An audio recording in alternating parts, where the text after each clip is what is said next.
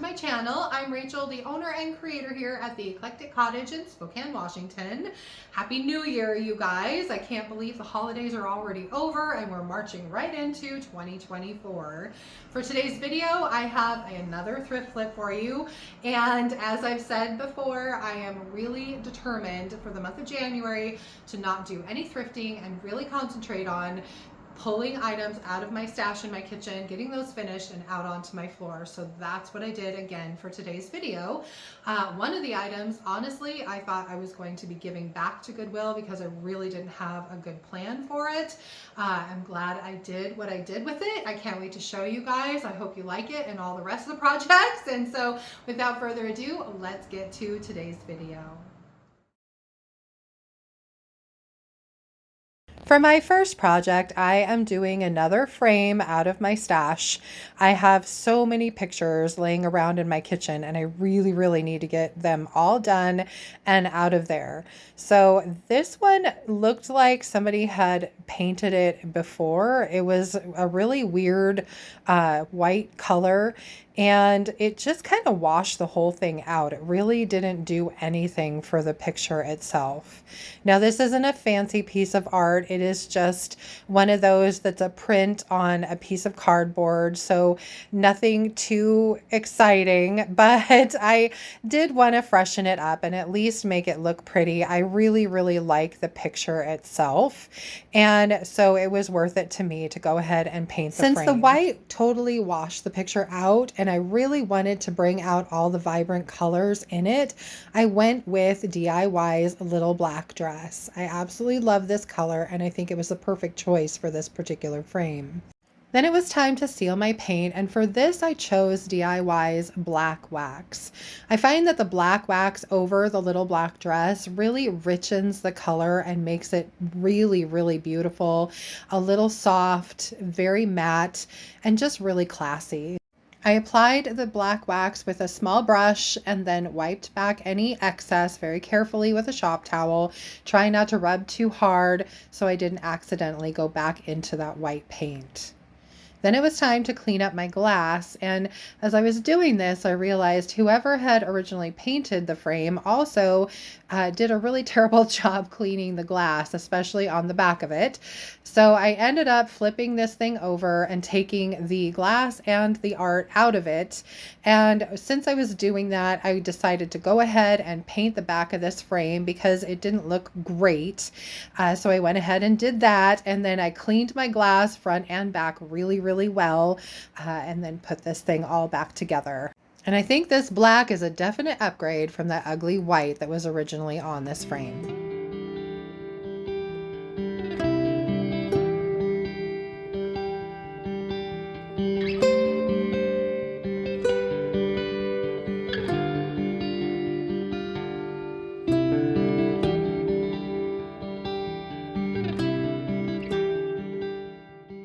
Project 2 is honestly one that I had considered giving back to the thrift store.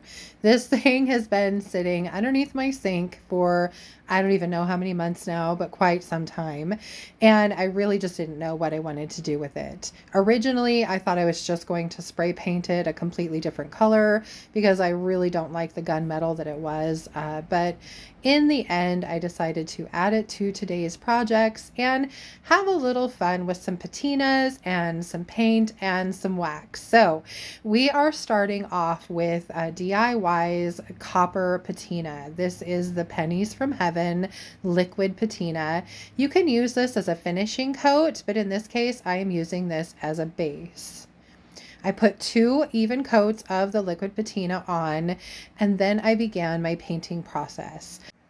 For this, I decided to start with some shadowing, and for that I'm using DIY's Old School, which is a beautiful, very rich, dark gray color. So what I did is I would dip my paint or my brush into the paint and then pounce it off on a shop towel first, and then pounce the brush onto the piece. Just dabbing that paint on randomly everywhere all over. Then I went in with DIY's Apothecary, same technique. I would dip it just gently into the paint, pounce it a couple times on a shop towel to get most of the paint off of the brush, and then go in and pounce it onto my piece. As I worked my way around, I tried to leave some of the copper showing through, and I went over it a couple times in different places, again with the old school, to add a little more shadowing in places where I thought I'd gotten a little too much of the Apothecary, and just highlighted and lowlighted my way around this entire piece. I just went ahead and took my time alternating between the old school and the Apothecary, and just giving this piece a very textured, kind of age-worn look with just a little bit of that beautiful copper peeking through. I did carry the finish into the throat of this container just because I really didn't want any of that ugly gunmetal color shining through on this piece at all. Once the paint was completely dry, it was time to seal, and I started by using a coat of DIY's clear wax, and I'm just applying that with my soft bristle brush, giving it a good coat, and then wiping back the excess very carefully and gently with a shop towel.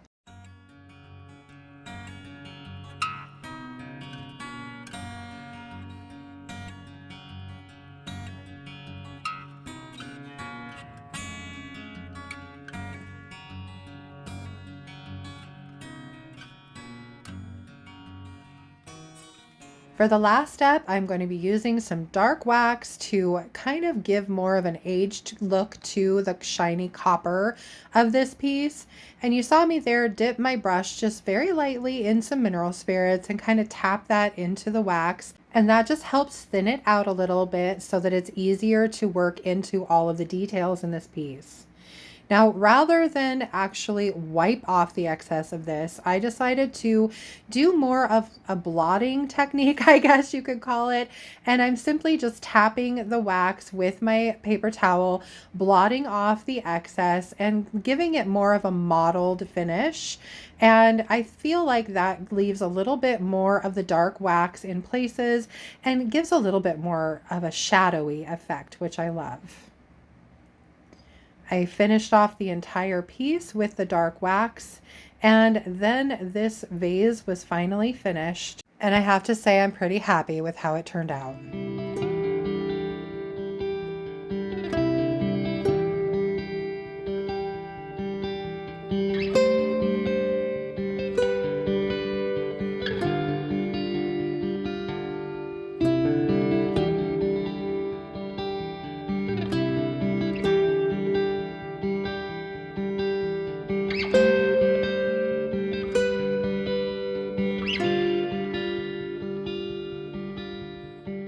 My third and final project for today is this old Samsonite carry-on suitcase that again has been sitting under my sink for months. It was pretty filthy from having stuff spilled on it and getting drippy hands dripped on it. So the first thing I needed to do was give it a bath. So I washed it up with some Krud Kutter really well, and then followed that with some clean water just to make sure I didn't leave any of that Krud Kutter residue behind. Wiped it down really well, waited for it to dry completely, and then it was time to paint this piece. For this, I am going with DIY's Faded Burlap, which is a very pretty, neutral, kind of beigey tan color. It's one that I absolutely love because it goes with everything and is a great base for a lot of different transfers and things like that. Now my can of Faded Burlap has been around for a while and is starting to get a little chunky. So I used some water as I was painting, and I did give this thing 3 coats of paint, only because I knew I was going to want to sand off some of the chunks that were left behind by my paint. So this took me a little bit of time, making sure that I went over all of the places with 3 coats of paint. I did my best to alleviate as many brush strokes as I could as well. I really wanted this to have a nice smooth finish. And then it was on to a light sand with some 220 grit sandpaper and my little hand sander. I used the hand sander on all of the bigger flat surfaces, and then I grabbed a little piece of 220 and just by hand went around some of the edges and some of the smaller areas. I did do some very, very light distressing because at the end I want this to look like an age-worn old suitcase, which is kind of what it is. And for me, that means a little bit of the paint being peeled back in places. Once I was done with that, I cleaned it up and did a little bit of wet distressing as well, just in certain areas, again, to bring out a little bit of the color from underneath. Not much, just a little. And then it was on to decorating my piece. For this, I'm starting with one of my favorite transfer sets. This is called An Afternoon in the Garden. It's by Redesign with Prima, and I absolutely love this set. So I cut out a couple flowers and then spent a little bit of time trying to figure out exactly where I wanted them. I knew I wanted to add a stencil to this as well, so I didn't want to take up the whole front of it, but I did want to add some flowers. Once I figured out where I wanted my flowers to be, I began by peeling off the backing of the first one and laying it down on my piece where I wanted it, and then rubbing that down with the transfer stick and pulling up that piece of vellum as I go, just making sure that all of my transfer sticks down to my piece. Once I was done, I burnished it in really well with my fingers. I did end up going over these with a piece of the vellum as well, just to make sure they were very well seated into the paint before I moved on. Then it was on to the big rose, and same technique, just rubbing that down with the transfer stick, slowly peeling that piece of vellum as I go, making sure that all of my transfer is adhered as I'm pulling up that vellum. Once both my transfers were down and burnished in, it was time to move on to my stencil. For this, I chose a gorgeous stencil by Redesign with Prima, done in coordination with Katja, called Renata. I am using the Decor Wax color Eternal by Redesign with Prima, and just a simple makeup sponge to stencil this on. You can see there, it's very subtle. I'm not trying to get full coverage. I just really wanted kind of a shadowy, wispy effect. And so that's kind of what I'm going for here. One thing to note is if you're using a thicker wax to stencil with, you definitely need to push a little bit harder and go slow and just build up in layers. Then I decided to add this cute little butterfly because I felt like the top needed a little something. And then it was time to seal my paint. Now I have to say I did seal the stencil in with some spray just because if you wax over the decor wax, it will erase the decor wax right off of your piece. So you definitely want to seal it with something first and then go in with your wax. So that's what I did. And then I went over the entire piece with clear wax by DIY, just again, brushing that on with my soft brush and then wiping back the excess carefully with a shop towel.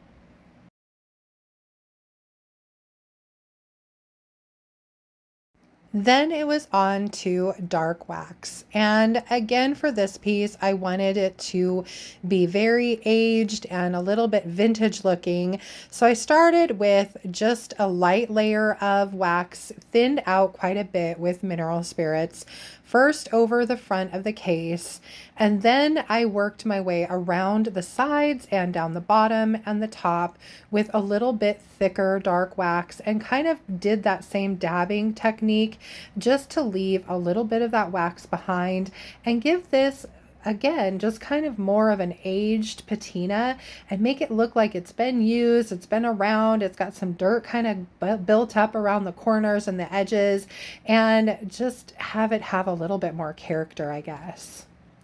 So this took some time. I just slowly worked my way around each section of the piece, going over with thin wax first and wiping that back just to give a little bit of a base, and then building up my dark wax from there and just kind of blotting that off little by little as I went.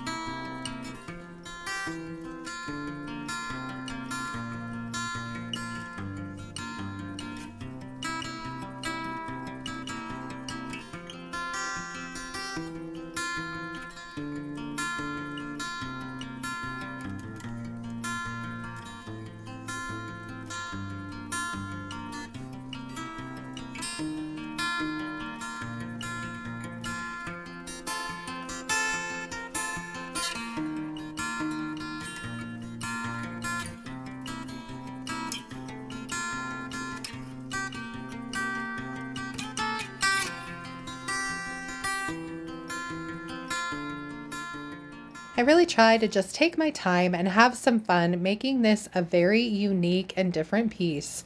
And I think I accomplished that. I hope so, at least. I did end up going over the stencil in a few little places with some more of the wax, just because it was kind of lost once I put the clear and the dark wax over it. To add just a little bit of softness, as a last step, I added a ribbon made with torn bits of flower sack cloth and lace, and I absolutely love the effect.